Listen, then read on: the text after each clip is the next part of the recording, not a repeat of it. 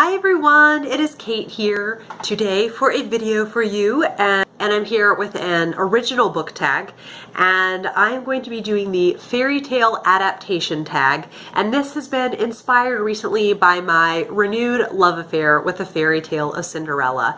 So the basic premise of this book tag is that if you have a favorite fairy tale, or if you don't, you pick one of your favorites, and you show your favorite picture book adaptation of it, and then you show your favorite books that are either novelizations of that or books that you think take some inspiration, and probably those stories wouldn't be here were it not for this fairy tale that you're talking about. And then a fun kind of different thing to do on BookTube, or talk about your favorite film adaptations and films inspired by that story. So just thinking about Cinderella more and how much I love it, and then I started thinking about some of my favorite books, and oh wow, those kind of have the either the riches to rags back to riches, or just drastically changed circumstances, but there's still a happy ending in the end of the story. And I'll first show you a beautiful picture book edition of Cinderella,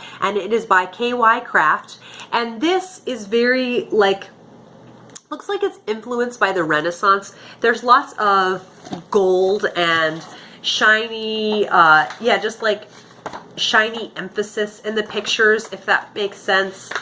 Trying to find, yeah, here's a good one. So I just think it's extremely beautiful, and I love it. I love how timeless it looks, and I think it's very beautiful. And here's Cinderella at the ball.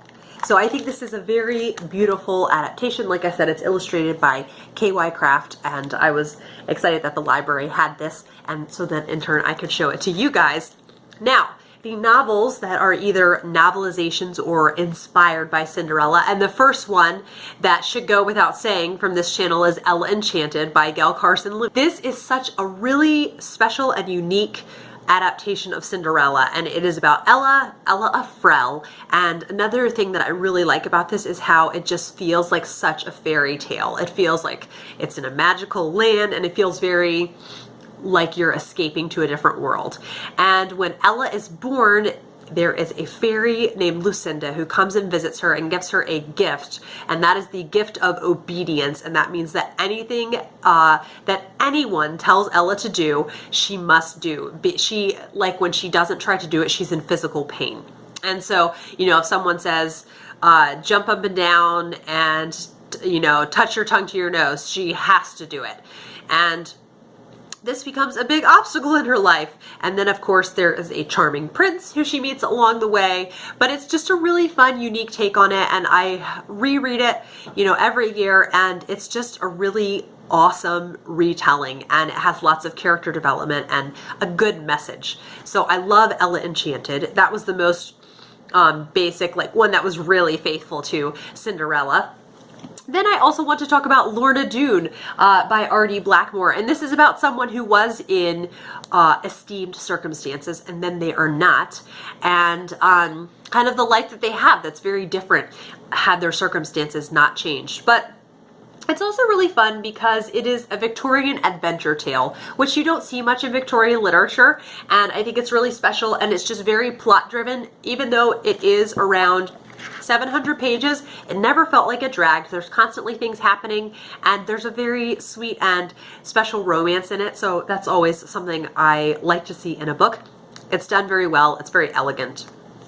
The next one is a Bronte, and this is Agnes Grey, and this story is about Agnes, whose family all of a sudden is out of money, and they're in desperate circumstances, and so she has to go work and try to help support her family so they don't go into ruin. And so, you know, Agnes is in these different circumstances, and what I just liked about this is, if you kind of don't feel up for the emotional turmoil that's in many Brontes, this is a very calm one. It's very sweet. It's definitely not as complex of a storyline, but I just think it's really special, and it's one you could finish in an afternoon, honestly.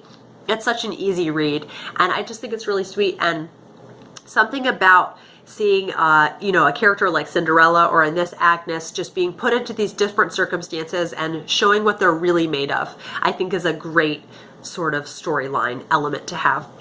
Then another one that I've heard a couple people say is a sort of Cinderella story, and that is Nightingale Wood by Stella Gibbons. This is about Viola.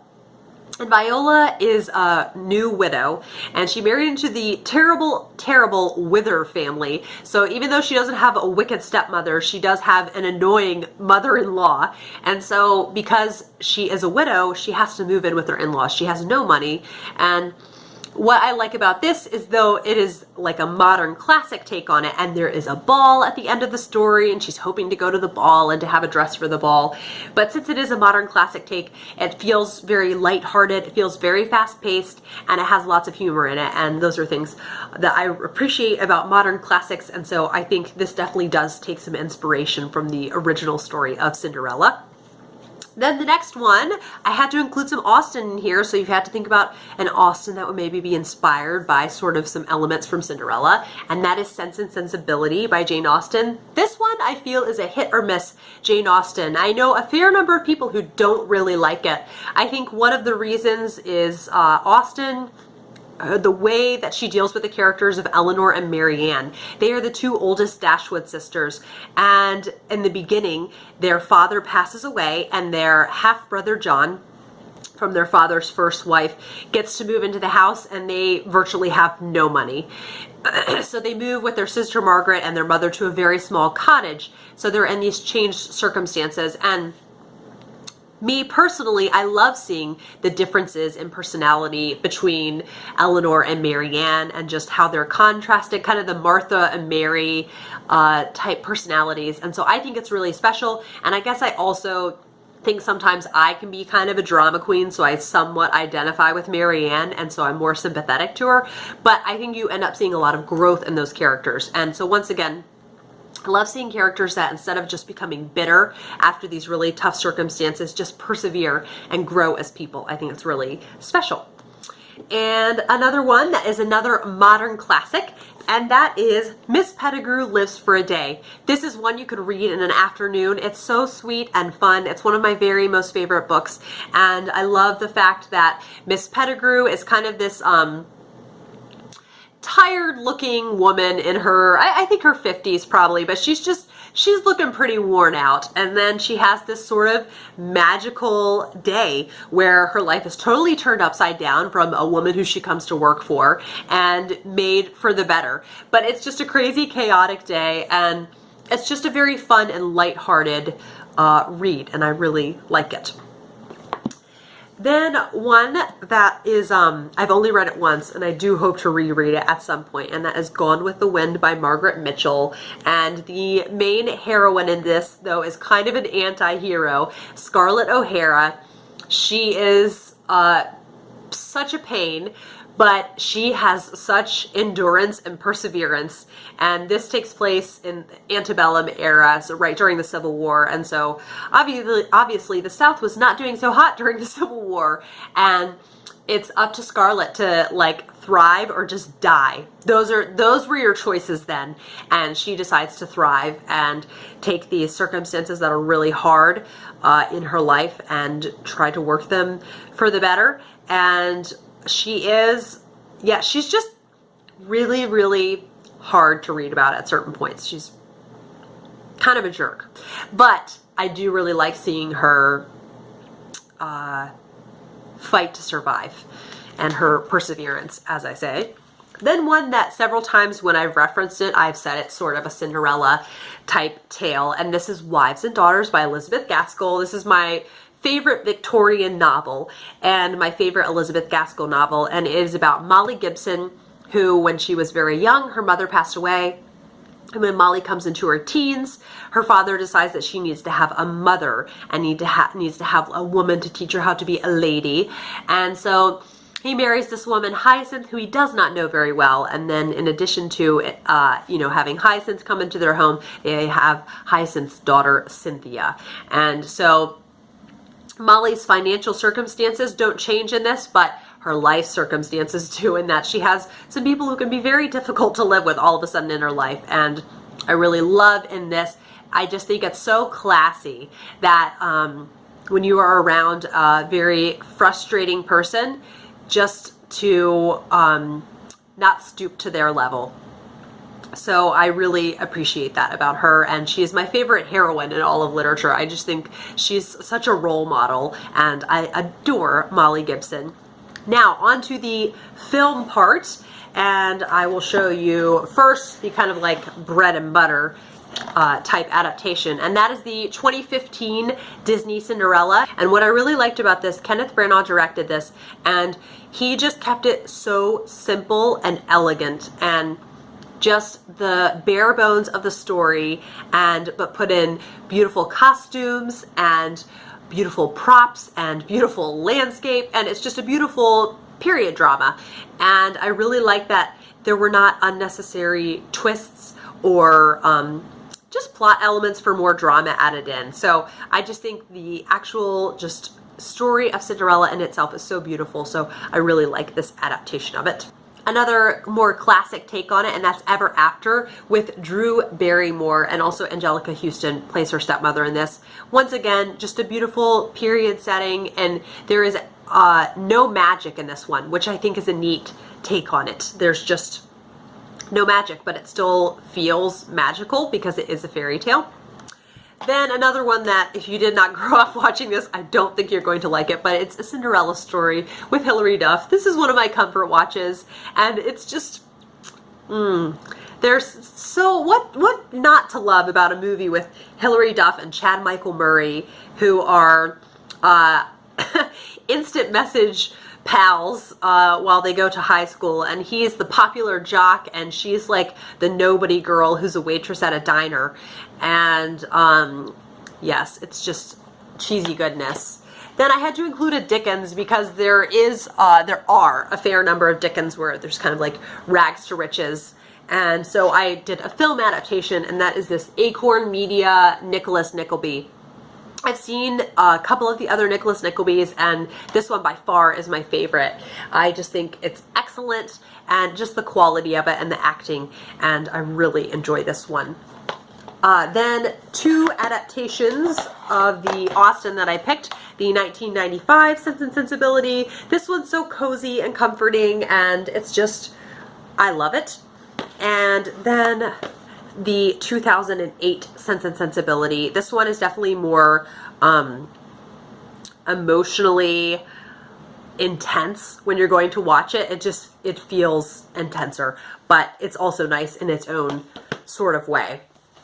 Then another period drama, and one that I absolutely love. I don't know how popular it is anymore, but that's The House of Eliott. This is another Acorn Media one. This was a show that was on in the 90s, and it's about the Eliott sisters who live kind of upper crust society with their father in the Edwardian England, and then he passes away suddenly, and they find out that they are penniless. So they open their own fashion house, and so, of course, one of the absolute joys of watching this is just seeing all the costumes. It's really special. I really like that. And it's also just, like I said before, to see these sisters, it's nice to see them persevere and, you know, work through these circumstances and work hard to make something of themselves. Then, of course, there is A Little Princess by Frances Hodgson Burnett. I haven't read that one yet. So, I do love this movie from the 90s, though. It's, about Sarah Crewe, who becomes penniless, and she's going to a boarding school, and while she's there, she becomes penniless, and so has to work as one of the servants then. A book by Louisa May Alcott, where the book actually didn't impress me a whole lot, but I really like this movie, and this is The Inheritance, and it is about a really, really beautiful house called Evenswood. I thought that was what it was.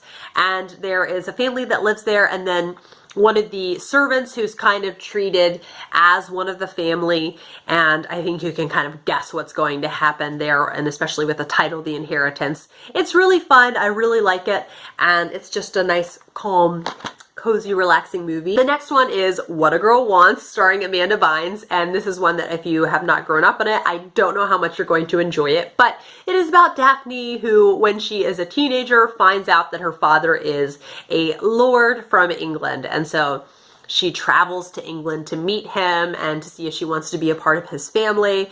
And it's just it's fun, it's cheesy, but I enjoy it. The penultimate choice is Wives and Daughters. This is the adaptation of Elizabeth Gaskell's novel, and a really rewarding thing about watching this is that unfortunately Wives and Daughters lacks about 20 pages of the ending, and this gives you a beautiful, beautiful couple of ending scenes and just very rewarding, and I never tire of this period drama. It's so excellent. Then lastly, I am picking Mrs. Arris Goes to Paris. This stars Angela Lansbury. It was a made-for-TV movie from the 90s based on Paul Gallico's short novel series based on the character of Mrs. Paris, and she is a char lady who ends up saving up to buy a Dior dress. So she travels to Paris to buy this Dior dress, and Angela Lansbury just makes everything so wonderful and charming, and I really enjoy it. It's a very just relaxing film, like many of these. That's the kind of films that I like.